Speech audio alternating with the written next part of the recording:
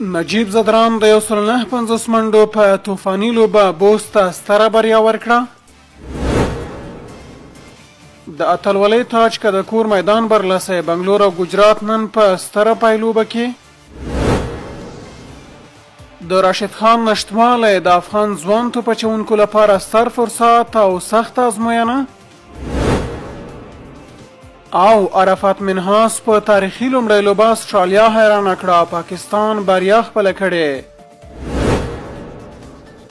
د غازي امان الله خان یو ورځنیو سیالیو په 11مه لوبه کې بوس له یوې په زړه پورې او سختې مقابلې وروسته بند امیر لوبډلې ته د 2 ویکټو په توپیر سره ماته ورکړه. بند امیر لومړی توپ وهنه وکړه او د 6 لوبغاړو په سوځېدو سره 340 منډې جوړې کړې چې فرمان صافي د 92 محمد اکرم د 51 او جاوید احمدزي د 44 منډو په جوړولو د خپلې لوبډلې لپاره مهمه ونډه واخیسته. په ځواب کې بوس لوبډلې ټاکل شوی هدف د 49.1 اورونو په پای ته رسولو ترلاسه کړ او د لوبې ستوری نجیب زدران و چې په یوازې سر 150 چټکې ارزښتناکې منډې جوړې کړې او خپله لوبډله بریا ته ورسوله. کریم جنت هم د 44 منډو په جوړولو سره ورسره مهمه ملګرتیا وکړه. د همدې غوره او لوبه بدلیدونکې توپوهنې له امله نجیب د لوبې غوره لوبغاړي جایزه ترلاسه کړه.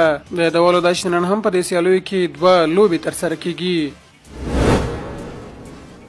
د هندوستان غوره لیګ د 2016 کال پایلوبه نن د احمد آباد په لوبغالي کې ترسره کیږي چې پکې بنګلور او ګجرات لوبډلې د اتلولۍ لپاره یو بل ته ډګر ته ښکته کیږي. ګجرات ټایټنز د خپل کور په میدان کې د لوبېدو له امتیازه برخمن دي او هیله لري چې د 5 کلونو په موده کې خپله 2 اتلولۍ خپلې کړي. بلخوا بنګلور هڅه کوي پرلپسې 2م کال د اتلولۍ جام پورته کړي او خپله بریالۍ لړۍ وغځوي. د دواړو لوبډلو د روان پړاو کړنې خورا پیاوړې وي خو شنونکي باور لري چې د لوبې برخلیک به د سترو لوبغاړو پر ځلیدو او ذهني چمتووالي پورې تړلی وي. ویرات کوهلي، شوبمن ګیل، سوریباډ او جوش هزلوود هغه نومونه دي چې کولی شي د لوبې رنګ بدل کړي. احمد آباد لوبغالی تر ډیره د هدف تعقیبونکو لوبډلو په ګټه تمام شوی دی او د وروستیو 6 پایلوبو له ډلې 4 د 2مې توپوهنې کوونکو لوبډلو ګټلي دي. د کرکټ مینوال د یوې سختې په زړه پورې او تاریخي پایلوبې په تمه دي چې پکې به د 2016 کال د اتلولۍ برخلیک وټاکل شي. د افغانستان کرکټ ملي لوبډله د هند پر وړاندې د راتلونکو سیالیو لپاره چمتووالی نیسي خو د ټیسټ لوبډلې په نوملړ کې د راشد خان نشتوالی د لوبډلې لپاره یو مهمه ننګونه بلل کیږي. د ملي لوبډلې روزونکی رئیس احمدزی وایي لوبغاړي د نوي مشر روزونکي ریچارډ پایبس له نویو پلانونو او تګلارو سره په ښه ډول عیارېږي او د کابل او جلال آباد وروستي تمریناتي کمپونه خورا ګټور ثابت شوي. رئیس احمدزي زیاته کړې چې د راشد خان ته شډه کول اسانه کار نه دی خو ځکه د افغانستان ټیسټ بریاو په ترلاسه کولو کې مهم رول لوبولی دی.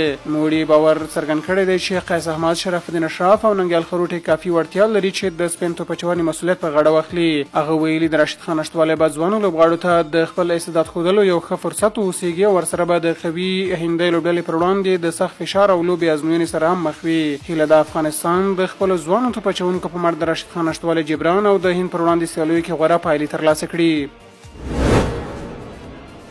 د پاکستان ځوان او ورو توپچوونکي عرفات منحاس د ورځنیو نړیوالو سیالیو په لومړۍ لوبه کې تاریخي کارنامه ترسره کړه او خپلې لوبډلې ته یې د استرالیا پر وړاندې 5 ویکټو ستره بریا ورکړه. په راولپنډیا کې ترسره شوې دغه سیالۍ کې استرالیا لومړی توپوهنه وکړه خو د پاکستان ورو توپچوونکو د پرلپسې بریدونو له امله ټوله لوبډله په 200 منډو وسوځېده چې میټرن شا 1 او میتي شارټ 55 منډې وکړې خو نورو لوبغاړو له ناکامۍ سره مخ لوبه وکړه. د لوبې اصلي اتل 21 کلن عرفات منحاس و چې په خپلې لومړۍ نړیوالې ورځنۍ لوبه کې 10 اورونو کې یوازې 22 منډې ورکړې او 15 مهم لوبغاړي وسوځول. نوموړی د پاکستان لومړنی توپچوونکی شو چې د ورځنیو نړیوالو سیالیو په لومړۍ لوبه کې د 5 ویکټو ترلاسه کولو ویاړ ترلاسه کوي. د هدف په تعقیب بابر اعظم د 9 او غازي غوري د 15 منډو په جوړولو د پاکستان بریا اسانه کړه. پاکستان ټاکل شوی هدف د 5 ویکټو په زیان او د 5 توپونو له پاتې کېدو سره بشپړ کړ او د لوبلړۍ لومړۍ بریا